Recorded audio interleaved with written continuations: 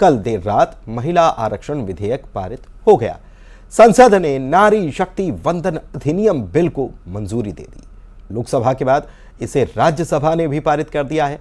सदन ने सर्वसम्मति के साथ नारी शक्ति वंदन अधिनियम को पास कर दिया है। बिल के पक्ष में 215 वोट पड़े और बिल का किसी भी सांसद या पार्टी ने विरोध नहीं किया। इस बीच प्रधानमंत्री मोदी ने सभी सांसदों का आभार जताया है और इसे संसदीय इतिहास का स्वर्णिम अवसर भी करार दिया है।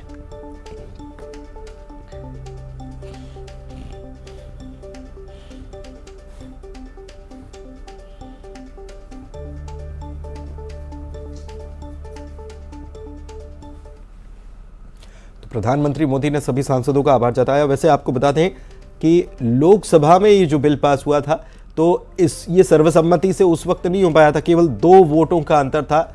2 वोट जो है इसके विपक्ष में पड़े थे, लेकिन राज्यसभा में तो सर्वसम्मति से एक भी विपक्ष में वोट नहीं पड़ा और सर्वसम्मति से कुल 215 वोट मिले हैं और सर्वसम्मति से इसे पास कर दिया गया। और प्रधानमंत्री ने इस पल को इसके लिए सभी सांसदों का आभार जताया है और स्वर्णिम अवसर संसदीय इतिहास का इसे बताया है।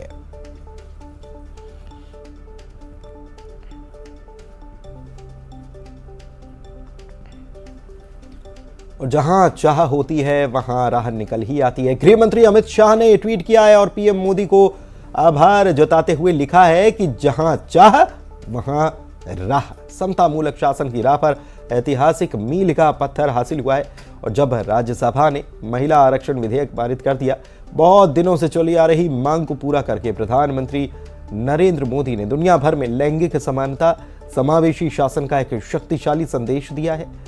उन्होंने लिखा है कि मोदी जी को मेरा हृदय से आभार और प्रत्येक नागरिक को इसके लिए बधाई।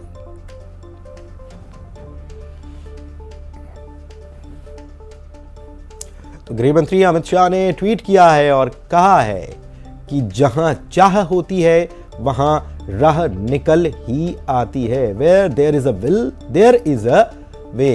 और ये एक ऐतिहासिक मील का पत्थर साबित हुआ है क्योंकि जिस तरीके से प्रधानमंत्री ने लैंगिक समानता को बढ़ाने के लिए ये कदम उठाया और जिस तरीके से दोनों ही सदनों ने इसे पास किया है, ये ऐतिहासिक क्षण है। प्रधानमंत्री को उन्होंने दिल की गहराई उसे धन्यवाद दिया है।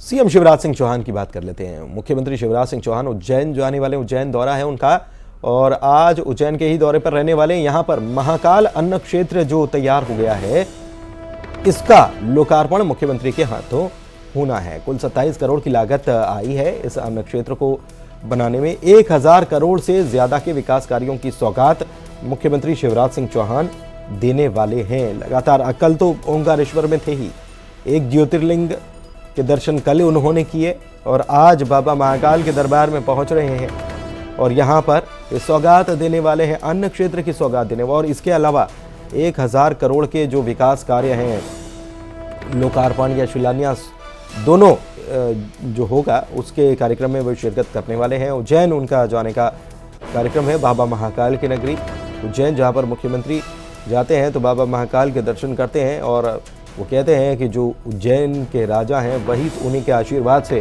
पूरा प्रदेश चल रहा है। तो आज उज्जैन के दौरे पर रहेंगे और महाकाल अन्न क्षेत्र का लोकार्पण वे करने वाले हैं। छत्तीसगढ़ की राजधानी रायपुर की बात कर लेते हैं, जहां पर एक बार फिर से एक नाबालिग से गैंगरेप की वारदात हो गई। इस बार मल्टी लेवल पार्किंग में यह वारदात अंजाम दी गई और बड़ी बात यह रही कि मल्टी लेवल पार्किंग में एएसपी दफ्तर भी है। बताया जा रहा है कि नाबालिग से उसके ही बॉयफ्रेंड के दोस्तों ने दुष्कर्म किया है। गैंगरेप के सभी आरोपी हालांकि गिरफ्तार कर लिए गए। सूत्रों से जानकारी मिली है, उसके मुताबिक 17 साल की लड़की रायपुर के पास के ही एक गांव की रहने वाली है। वो अपने बॉयफ्रेंड के साथ उसके दोस्तों से मिलने के लिए जय स्तंभ चौक स्थित इस मल्टी लेवल पार्किंग में पहुंची हुई थी, जहां पर लड़की का बॉयफ्रेंड उसे छोड़कर किसी काम से गया और इस बीच वहां मौजूद युवकों ने लड़की से गैंगरेप किया। गौरतलब है कि 20 दिन पहले रायपुर के मंदिर हसौद थाना इलाके में भी 2 बहनों के साथ गैंगरेप की वारदात हुई थी। सोमवार की घटना है सर, सोम और मंगल दोनों दिन का है। सोमवार को जो अपने मल्टी लेवल पार्किंग है राज पैकेज के पास में, वहाँ पे मल्टी लेवल पार्किंग में जो सिकंदर नाम का आरोपी है, जो महिला की पूरा परिचित भी बता रही हैं, उसके साथ ज़बरदस्ती शारीरिक संबंध बनाए। और जब मंगलवार को महिला पहुंची, बालिका पहुंची वहाँ पे पीड़िता, तो वहाँ पे अन्य 2 लड़के जो सिकंदर से पूर्व परिचित थे और आते जाते रहते थे, उसमें से एक लड़के ने लड़की को कार में लेके गया और एक साथ में भी गया था, तो वो उसमें से एक लड़के ने संबंध बनाया। इस प्रकार से 2 लड़के ने संबंध बनाया लड़की को अलग अलग टाइप में, और गार्ड के रूप में और कार में, और एक लड़के ने उसमें सहयोग किया। इस प्रकार से हमने 3 आरोपी अरेस्ट। राजधानी रायपुर में बदमाशों के हौसले कितने बुलंद हैं, और इसका अंदाजा आप ये लगा सकते हैं कि ये मल्टी लेवल पार्किंग है, और आप ये देख सकते हैं कि ये एडिशनल अतिरिक्त पुलिस अधीक्षक जो हैं उनका ऑफिस है, और यहाँ से आप ये मल्टी लेवल पार्किंग है, और यहाँ इसके नीचे हम आपको दिखाते हैं, यहाँ पर गैंग रेप की घटना हुई है, और पिछले 20 दिनों में राजधानी रायपुर में ये दूसरी बड़ी घटना है। इसके पहले मंदिर हसौद में राखी के दिन गैंग रेप की घटना हुई थी, और उसने पूरे राजधानी रायपुर को ही नहीं बल्कि पूरे छत्तीसगढ़ को दहला दिया था। और इसके बाद में कल 19 सितंबर की रात को यहाँ पर फिर से एक गैंग रेप की घटना, और ये शहर के हृदय स्थल यानी जय स्तंभ चौक है, वहाँ पर ये मल्टी लेवल पार्किंग है। और आप देख सकते हैं कि यहाँ पर पुलिस की गाड़ियाँ भी पार्क होती है, और हम आपको दिखाएंगे कि कहाँ पर ये घटना हुई है। यानी कि नीचे गार्ड रूम है, और गार्ड रूम में जिन लोगों को पार्किंग का ठेका दिया गया था उन लोगों ने एक नाबालिग के साथ में गैंग रेप किया। अंदाजा लगे कि कितनी खौफनाक ये घटना है। यानी कि आप ये सोचिए कि अमूमन ये होता है कि दूर दराज में इस तरह की घटनाओं में ये एक्सक्यूज़ दिया जाता है कि सुनसान में इस तरह की घटना हुई। राजधानी के रायपुर यानी कि जो प्रदेश की राजधानी है, छत्तीसगढ़ की राजधानी है, और प्रदेश का हृदय स्थल है जय स्तंभ चौक। यहाँ से आप देखेंगे लगातार यहाँ पर ट्रैफिक आना जाना होता है, और ये मल्टी लेवल पार्किंग है जहाँ पर तमाम वीवीआईपी गाड़ियाँ खड़ी रहती है, और ये पुलिस अधीक्षक का दफ्तर है। और उसके यहाँ पर जो है वो रात को यहाँ पर कल गैंगरेप की घटना हुई, और सबसे बड़ी बात है कि आज वीवीआईपी मूवमेंट भी था, और उसके बाद इस तरह की घटना जो है वो सोचने पे मजबूर करती है कि कहाँ पर जो है वो सुरक्षा है। तो ये आप देखेंगे, और 3 लोगों को गिरफ्तार किया गया है, जिसमें पार्किंग मैनेजर का बेटा है और 2 अन्य लोग हैं, वो जो नाबालिग है। तो आप देख सकते हैं कि 2 फ्लोर नीचे एडिशनल एसपी के दफ्तर के नीचे ये जो पार्किंग है, यहाँ पर बताया जा रहा है कि यहाँ पर रेप की घटना को अंजाम दिया गया, और तीनों आरोपी जिसमें से एक पार्किंग मैनेजर का बेटा है, एक 35 साल का अविनाश बेहरा, अरविंद नगर का रहने वाला है, 31 साल का सिकंदर जैन कांकेर का रहने वाला है। इसके अलावा तीसरे आरोपी का नाम गौरव राज है। और यहाँ पर जो है वो पर्ची काटी जाती है, पार्किंग की पर्ची काटी जाती है, और तीनों आरोपी जो है वो यहाँ पर ठेके का काम करते हैं। बड़ी बात यह है कि जिसे ठेका दिया गया है, ये भी बताया जा रहा है कि उसी में से एक व्यक्ति को जो है आबकारी एक्ट के तहत थोड़े दिन पहले गिरफ्तार किया गया था। यानी कि आप सोचिए कि नगर निगम पर भी सवाल उठते हैं कि जब ठेका दिया जाता है तो वेरिफिकेशन नहीं किया जाता कि कैसे व्यक्ति को ठेका दिया जा रहा है। और आप अंदाजा लगा सकते हैं कि राजधानी का ये देखिए, ये मेन सड़क है, और ये हृदय स्थल जो है वो ये आप देखेंगे राजधानी रायपुर का ये हृदय स्थल है, जय स्तंभ चौक है, और वहाँ की मल्टी लेवल पार्किंग है। और यहाँ पर अगर रेप की घटना को अंजाम दिया जाता है तो आप अंदाजा लगा सकते हैं कि कानून व्यवस्था का खौफ कितना है। और ऐसे में जब शहर के बीच में कोई लड़की सुरक्षित नहीं है, तो फिर आप कैसे सोच सकते हैं कि जो आउटर इलाके हैं वहाँ पर कोई सुरक्षा है। और ये शहर का हृदय स्थल है, और ये देखिए आप, ये यहाँ पर लिखा है कार्यालय अतिरिक्त पुलिस अधीक्षक शहर। यानी ये जो काम जिन्हें एक तरह से जिन्हें सुरक्षा का काम दिया गया था, वही हैवान बन गए।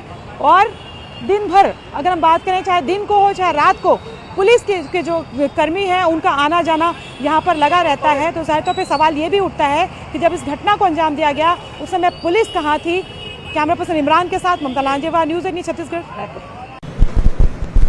युगल तिवारी हमारे संवाददाता रायपुर से हमारे साथ लाइव जुड़े हुए हैं, सीधे उन्हीं के पास चलते हैं, उनसे बात करते हैं। युगल, ममता ने उस जगह का जायजा लिया, बताया कि कैसी जगह है, पुलिस वहीं पर बैठती है, अधिकारी बैठते हैं, वहां पर ये वारदात हो जाना, ये सीधे सीधे बताने के लिए काफ़ी है कि कानून व्यवस्था नाम की चीज़ कुछ प्रदेश में बची नहीं है, लड़कियां प्रदेश में सेफ हैं नहीं, लगातार वारदातें हो रही हैं, और केवल दावे पर दावे किए जा रहे हैं। आरोपी भले गिरफ्तार हो जाएं, लेकिन वारदातें नहीं थम रही हैं।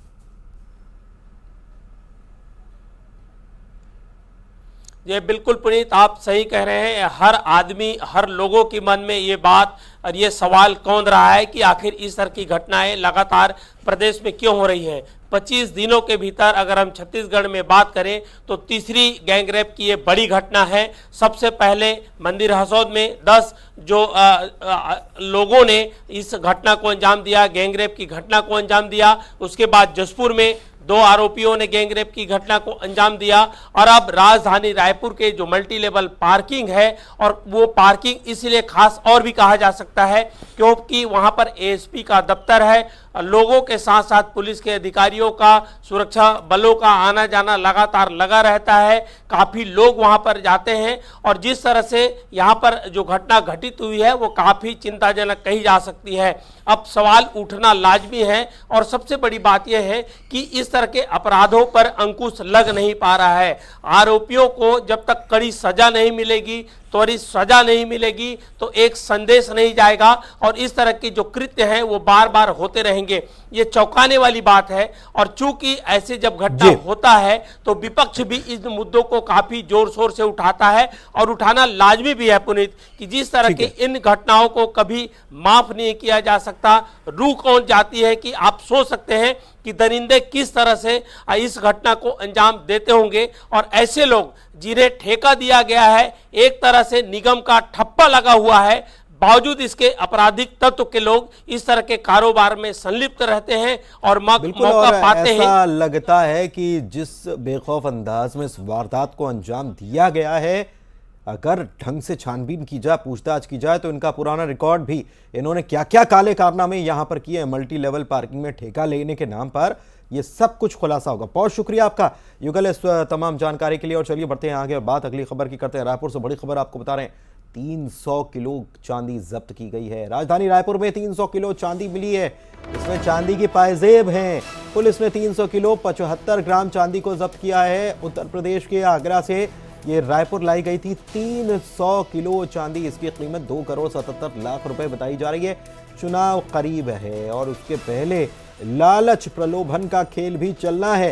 कभी शराब पकड़ी जा रही है, बड़ी रकम पकड़ी जा रही है, कभी चांदी पकड़ी जा रही है। देखिए ये सब, ये जो चांदी के बैग, जो ये बैग नजर आ रहे हैं, देखिए इसमें पायजेब नजर आ रही है। 300 किलो चांदी लाई गई थी यहां पर। 3 आरोपी इस मामले में गिरफ्तार भी किए गए हैं और तीनों ये आगरा के रहने वाले हैं। अब कागज दिखाएंगे कि किस लिए लाए थे, किसके पास लेकर जा रहे थे, तब तो छूट पाएगा, वरना जांच शुरू हो जाएगी। और गिरफ्तारी हुई इसलिए है क्योंकि इनके पास कागज नहीं थे। 300 किलो चांदी खपाने की तैयारी, चुनाव से पहले चुनाव की तैयारी लगती है कुछ लोगों की। और चलिए बढ़ते हैं आगे और छत्तीसगढ़ के सुकमा से खबर आपको बताएं, पुलिस को बड़ी कामयाबी यहां पर हाथ लगी। पुलिस ने यहां पर एक नक्सली को गिरफ्तार किया है और नक्सली के पास से भारी मात्रा में विस्फोटक भी बरामद किया गया है। वाहन चेकिंग दरअसल हो रही थी, इसी दौरान पुलिस ने इस नक्सली को गिरफ्तार कर लिया और इसके पास जब चेकिंग की गई तो देख सकते हैं आप, कार्डेक्स वायर भी बरामद किया गया है और डेटोनेटर बरामद किया गया है। बड़ा धमाका करने की तैयारी थी। कहीं ना कहीं पुलिस के लिए एक बड़ी कामयाबी। जिलेटिन रॉड मिली है, कार्डेक्स वायर और डेटोनेटर मिली।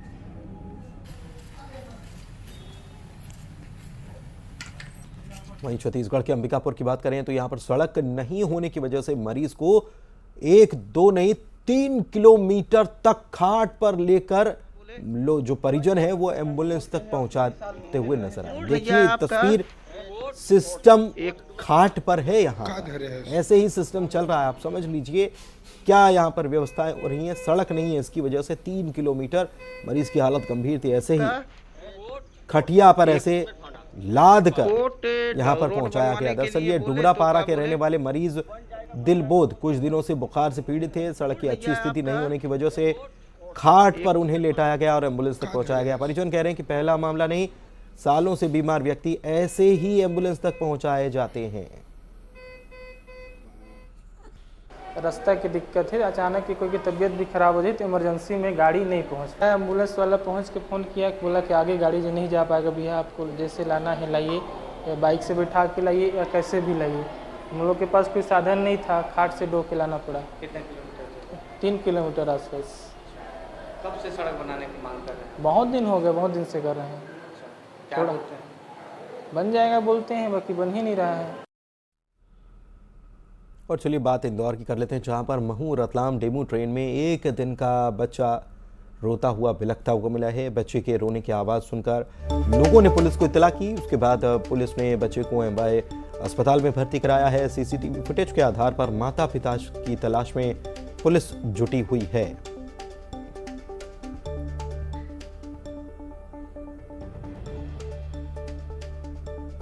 चलती है उसमें जो महिलाओं का डिब्बा होता है उसमें एक बच्चा पाया गया जो कि एक थैले में होना बताते हैं, गुटखा का थैला था। उसमें वो बच्चे को रख के कोई अज्ञात व्यक्ति वहाँ पर अबेंडन कंडीशन में छोड़ गए थे। तो वहाँ जो उस बोगी में जो महिलाएं थीं उनमें से एक महिला ने इंदौर जीआरपी थाने को सूचित किया और थाने की टीम वहाँ गई तो उस बच्चे को रेस्क्यू किया। बच्चे को तत्काल इलाज के लिए एमवाईएच और फिर उसके बाद एमटीएच भेजा गया है। बच्चा स्वस्थ है और उसकी पूरी केयर की जा रही है। संबंधित जो एजेंसीज होती हैं उनको भी सूचित कर दिया। खरगोन की बात करते हैं, जहां पर जिले में दयालपुरा में वेदा नदी के पुलिया उफान पर है और इसकी वजह से लोग अपनी जान जोखिम में डालकर इस पुलिया को पार करते हुए नजर भी आ रहे हैं। इसका एक वीडियो सामने आया जो हैरत में डाल देगा, जो ये बताने के लिए काफ़ी है कि कितना ख़तरनाक, देखिए आधी गाड़ी डूब गई है, कितना ख़तरनाक है।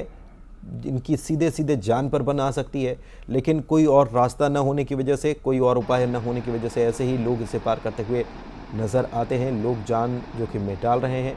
लापरवाही यहाँ सामने आ रही। बैरिकेड तक यहाँ पर नहीं लगे, हादसा कभी भी हो सकता है।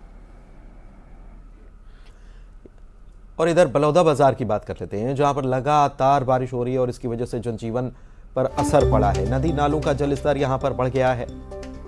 लोग एक गांव से दूसरे गांव तक जाना उनका मुश्किल हो गया, नहीं जा पा रहे। कई गांवों की तो स्थिति हो गई कि वो टापू में तब्दील हो गए। हर तरफ से संपर्क उनका कट चुका है। केकरा पुल टूटने की वजह से दर्जनों गांवों का संपर्क जिला मुख्यालय से टूटा हुआ है। पानी ही पानी नजर आ रहा है। बलौदा बाजार की ये तस्वीर। अमेठी घाट का जलस्तर बढ़ गया तो 50 गांवों का संपर्क नेशनल हाईवे से कटा हुआ है। ये देखिए, ये तस्वीर भी समझ में आ रही है कि क्या हालात यहाँ पर बने हुए हैं। लोगों को कैसे अपनी जान जोखिम में डालनी पड़ रही है। प्रशासन ने बारिश से हुई तबाही को देखते हुए यहाँ अलर्ट भी जारी कर दिया है। और राजनांदगांव की भी बात कर लेते हैं, वहां पर क्या हालात हैं। वहां पर चंद घंटे जो बारिश हुई, इसकी वजह से ऐसा कहर बरपा है कि डोंगरगढ़ का एकमात्र जो अंडर ब्रिज जो बना हुआ है, बारिश के पानी से पूरी तरह से भर गया है और अंडर ब्रिज से पैदल और गाड़ी के साथ पार होना नामुमकिन हो चुका है। नामुमकिन। घंटों जाम के हालात यहाँ पर बने रहे। लोग अंडर ब्रिज से पार होने के लिए जूझते रहे। बारिश से पहले प्रशासन की ओर से ये दावा किया गया था कि अंडर ब्रिज का निर्माण न सिर्फ लोगों को बड़ी राहत देगा बल्कि जाम से मुक्ति दिलाएगा, लेकिन तस्वीर आपके सामने। और इसी के साथ इस बुलेटिन में इतना ही। खबरों का सिलसिला लेकिन जारी है, आप बने रहिए मेरे साथ।